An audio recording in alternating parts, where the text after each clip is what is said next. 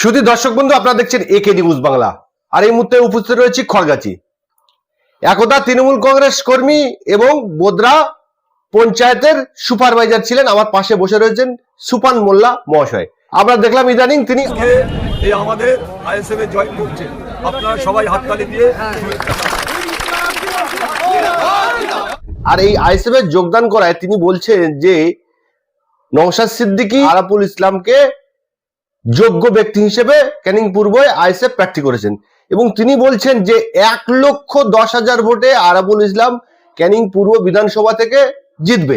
একদা সুপান মোল্লার সঙ্গী এবং একসঙ্গে তৃণমূল কংগ্রেস দল করা বন্ধু ফরজ মোল্লা, তিনি বলছেন যে সুপান সমস্ত সুযোগ সুবিধা তৃণমূল থেকে নিয়েছে, এখন তিনি আইএসএফ করছেন। সুপান আইএসএফ এ যাওয়ার পরে খড়গাছির যারা প্রকৃত আইএসএফ করতেন তারা তৃণমূলে কামব্যাক করছে, অর্থাৎ তৃণমূলে যোগদান করছেন।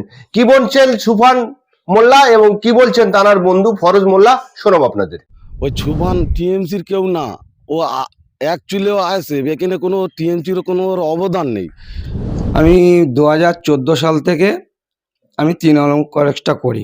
আমাদের পঞ্চায়েত মেম্বার আবুসেন বাবু তানার হাত ধরে, আর অঞ্চল সভাপতি দপ্তরি ভাই তানার হাত ধরে আমি এই তৃণমূল কংগ্রেসটা যোগদান করেছিলাম 2014 সালে। আমাদের বুথ নম্বর 70, সংসদ নম্বর 15, দক্ষিণ খড়গাছি, বোদরা অঞ্চল, ক্যানিং পূর্ব বিধানসভা। ছাড়লেন কেন তৃণমূল কংগ্রেস? আমি দীর্ঘদিন ধরে তৃণমূলে লড়াই করেছি, ইলেকশন করিয়েছি, বহুত লড়াই সম্মুখীন হয়েছি। আমার যারা সচ্চা তৃণমূল কংগ্রেস যারা করছে, যারা তৃণমূলের সৈনিক, তাদের এই তৃণমূলে জায়গা নেই। তার জন্যে আমি এই তৃণমূল কংগ্রেস ছেড়েছি। না, তৃণমূল কংগ্রেস থেকে আপনি ছেড়ে দিয়েছেন না আপনাকে সরিয়ে দেওয়া হয়েছে, কোনটা? এদের মানে যা অত্যাচার, এদের যা মানুষের উপরে দুর্ব্যবহার দেখে মানে মানুষের উপরে অত্যাচার চালাচ্ছে, তার জন্য আমি 2 বছর হয়েছে আমার তৃণমূল কংগ্রেস থেকে আমার এদের কালচার পছন্দ না বলে আমি নিজে থেকে বসে আছি। তো বর্তমানে কি আপনি ক্যানিং পূর্ব বিধানসভায় আইএসএফ এ যোগদান করেছেন?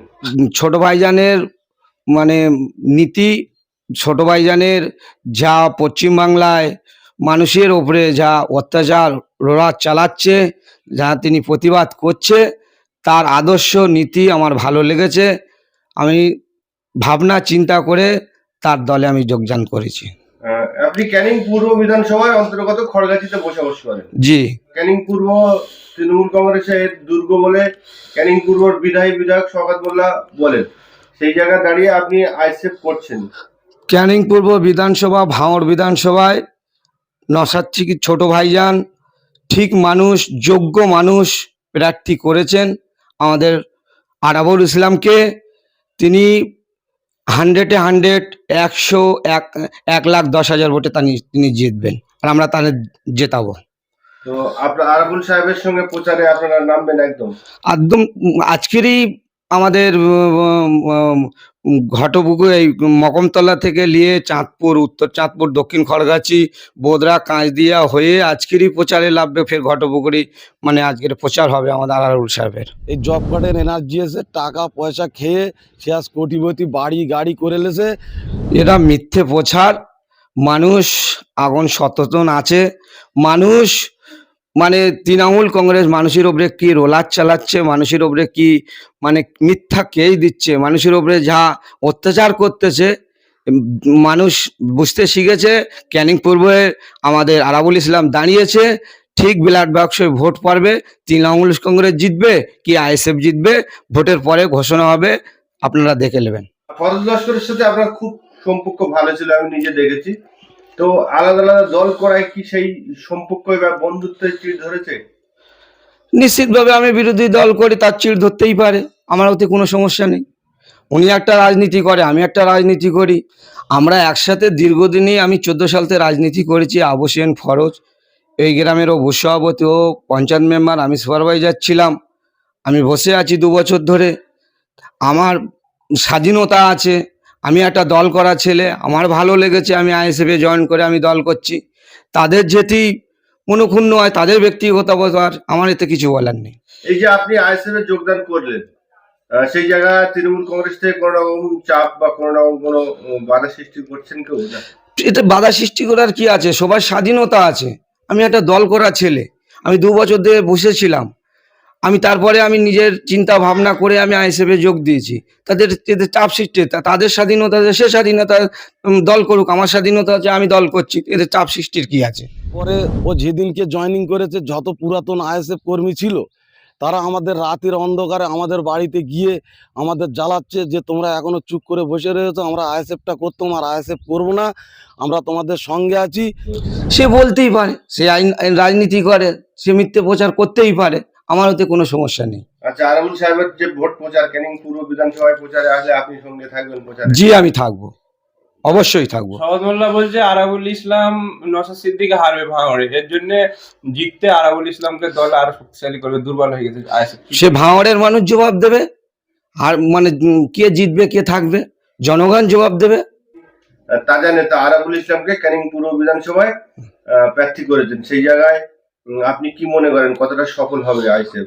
100% আমার ছোট ভাইজান নওশাদ সিদ্দিকী ঠিক মানুষ, যোগ্য মানুষ মানে প্রার্থী করেছে, মানে 1,10,000 ভোটে ক্যানিং পূর্ব থেকে জিতবে, আমাদের আশা ভরসা আছে। আমাদের ক্যানিং পূর্বের মানুষ মানে ভোটের পরে আপনি দেখে নেবেন ঠিক জায়গায় ভোটটা দিয়ে দেবে। আরাবুল যখন তৃণমূলে ছিল তখন আপনাদের আইএসএফ কর্মীদের মারধর করেছে এবং নওশাদের খোদের নিজের গাড়ি ভেঙেছে, সেই লোক আইএসএফ যোগদান করেছেন, আপনারা তার পিছনে ঘুরে আবার চলে যাবেন তো, টিএমসিতে চলে যাবেন তো? না না, এরকম কোনো নাই যে আমরা মানে দোগলা না, আমরা সেই নেতা না। পরিস্থিতি ছোট ভাইজানের হাত ধরে নীতি আদর্শ মেনে দলটা করেছি, যান যেতে চলে যায়, আমরা যাব না কোথায়। আরাবুল ইসলামের কথা বলছি, আরাবুল ইসলাম একদা তৃণমূলের ডাক সাইড নেতা ছিলেন। আরাবুল ইসলামও যাবে না, কখনো যাবে না। ভাইজানের ছেড়ে আরাবুল ইসলাম কখনো যাবে না, আমাদের 100 ভরসা আছে। যারা আইএসএফ করেন তারা আপনাদের সঙ্গে আছেন সবাই? সবাই আছে আমাদের সাথে।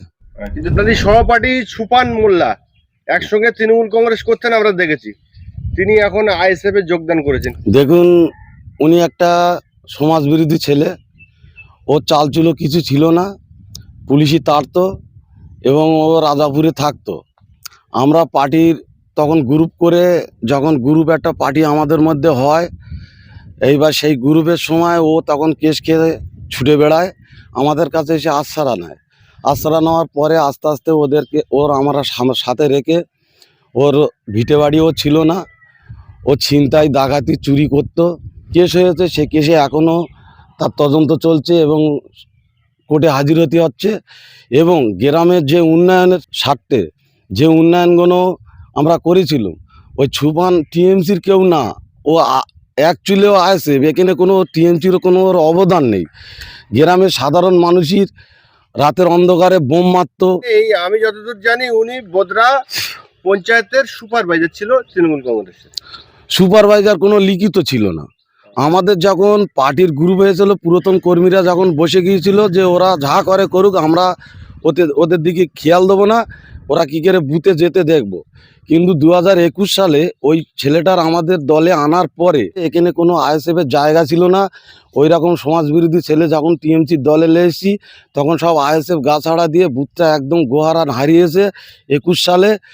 তারপরে গ্রামের মানুষ যখন আমরা তাদের কাছে যাচ্ছি, একটাই তাদের বার্তা যে চোর চারটা ক্রিমিনাল ওর এই জব কার্ডের এনার্জি এসে টাকা পয়সা খেয়ে সে আজ কোটিপতি বাড়ি গাড়ি করে লেছে, ওই ছেলেটার বাদ দিলে আমরা সব টিএমসি পার্টি করব। যখন তোমাদের দলে ছিল তখন কিন্তু ওরা রেখেছো ভালো বলে, আর এখন দলে না, ওর বিরুদ্ধে অনেক স্টেপ নিয়েছি, স্টেপ নিলে ও কিছু গাঁজাখর মদকর ছেলে নিয়ে বোমবাজি করতো, গুলিগোল্লা করতো, সাধারণ মানুষ ওপর নেতৃত্বদের বলে এই কটা দিন যাক, সময় আসুক, ওকে আমরা পার্টিতে ছিটে বাদ দিয়ে দেবো, তোরা একটু ওইভাবে থাক, ইলেকশানটা হয়ে যাক। ইলেকশানের পরে গ্রামবাসী সবাই জুটে একসাথে মিলে ওর বাদ দেওয়া হয়েছে। সে কিন্তু বসেছিল, ও গিয়েছে। তারপরে ও যেদিনকে জয়েনিং করেছে যত পুরাতন আইএসএফ কর্মী ছিল তারা আমাদের রাতের অন্ধকারে আমাদের বাড়িতে গিয়ে আমাদের জ্বালাচ্ছে যে তোমরা এখনও চুপ করে বসে রয়েছো, আমরা আইএসএফটা করতাম আর আইএসএফ করবো না, আমরা তোমাদের সঙ্গে আছি, সাথে আছি, তোমরা এগিয়ে এসো, আমরা দেখছি কিভাবে ও এখানে রাজনীতিটা করে। আগামী দিন ওর পরিস্থিতি কোন জায়গায় যাবে পার্টি ভাববে এবং ও নিজেই ভাববে যে মমতা ব্যানার্জির উন্নয়নের এত কিছু খেয়ে ও একটা জোন দিতে পারে না, একটা 5 টাকার আয় করতে পারে না, এই পার্টির টাকা তসরুপ করে 40-50 লাখ টাকার বাড়ি করে সে এখন আইএসএফে যোগদান করেছে, পার্টির অবদান দেখাচ্ছে। পার্টির ওর কী অবদান আছে? শওকত মোল্লা ওর চেনে নাকি? ওর কোনো পার্টির লোক চেনে নাকি? ও তো সমাজ বিরোধী একজন। ও তো সাধারণ মানুষের যারা রমজান মাসে বয়স্ক বাপের তুল্য মানুষ দেড়কে বুকির কাঁচায় লাথি মেরেছে, সাধারণ মানুষ এক জায়গায় বসে থাকলে তাদেরকে বোম মারে, রাস্তা দিয়ে গেলে কার মারে, এইরকমভাবে তোলাবাজি। কোনো একটা রাস্তায় গাড়ি ঘোড়া চলবে, সেখানে ট্রেক্টর চললে সেখানে চাঁদাবাজি করবে, একটা জিসিবি চললে চাঁদাবাজি করবে, কোনো কেউ জলকারে গেলে চাঁদাবাজি করবে। বিভিন্ন রকমভাবে মানুষ হেনস্তর মধ্যে পড়ে গেছে, সবসময় সন্ত্রাস। তৃণমূলের সিম্বল ছিল বলে কি এগুলো করতে? তৃণমূলের সিম্বল ছিল বলে করেছে, তৃণমূলের জামাটা গায়ে ছিল বলে আজকের পুলিশ প্রশাসনের হাতে রেহাই পেয়েছে, আর পাবে না, তাই তো? আর কোনো রকম পাবে না।